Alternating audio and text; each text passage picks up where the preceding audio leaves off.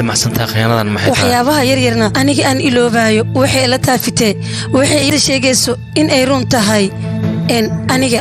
weli ma caafimaadin miyaana هاي كانتي ودي مانينه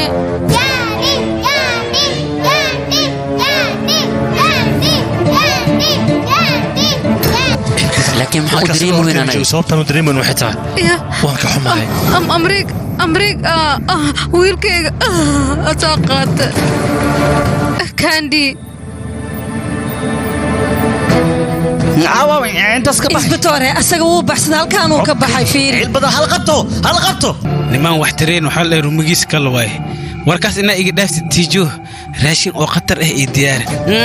haadan ku dhacna adaba waxay fiteeni kan mala yani bigiisa si aan ku soo cadeeno ana kaga guuleysana midaas ayaa loo baahan inaan sameeyno abay simran tiijo